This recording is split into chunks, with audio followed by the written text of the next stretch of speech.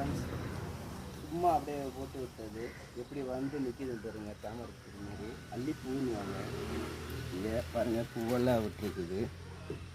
நான் ஒரு பெரிய டேம் ஒன்று சுத்தம் பண்ணேன். இப்போ அதுலேருந்து எடுத்தப்போ தான் இதை வச்சுக்கேன். இன்னும் செட் பண்ணலை. செட் பண்ணுறதுக்கு அதில் ஒன்றும் இல்லை, சாட்டையில் வீசி தான் வாட்டர் போட்டு விட்டுருக்கேன். டெம்பரேச்சருக்காண்டி உள்ளே போட்டுருக்கேன். வாங்க பார்க்கணும். பாருங்கள், இதுக்கு பேர் என்ன, வாய்க்குள்ள நுழையில நம்ம ஃபுட்வேர்டாக நம்ம சொல்லுவீங்களே, இயற்கையாக போட்டது ப்ரோ. ஒரு 6 மந்த்தாக உள்ளதான் கிடக்குது. நல்லா செட் ஆயிடுச்சு. எந்த டேங்கில் வேணால் நம்ம செட் பண்ணலாம். சூப்பராக இருக்கும். வாங்க இதை காட்டுறேன் உங்களுக்கு. நான் இதில் தான் செட் பண்ண போகிறேன். நான் கோழி வரதுக்காண்டி இறையெல்லாம் போட்டு வச்சுருந்தது. இன்னும் இது தாமரை செடிக்கு உதவுப்பது.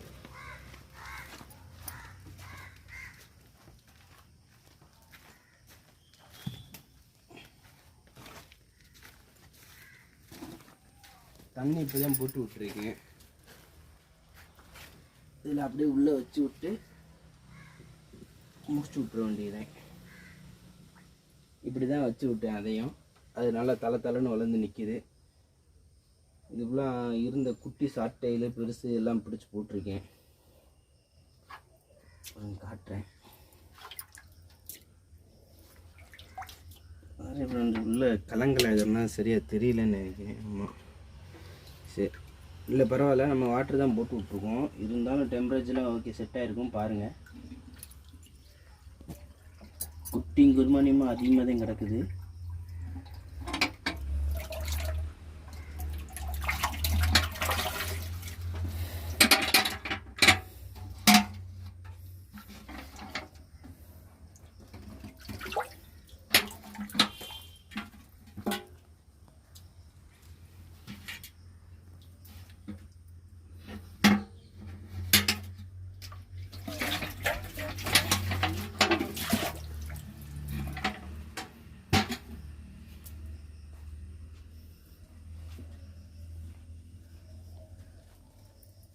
இந்த செட்டப்புக்கு நம்ம பெருசாக மெயின்டெனன்ஸ் எதுவுமே பண்ண வேணாம் ஃப்ரெண்ட்ஸ். அது வாட்டுக்கு இருக்கும்.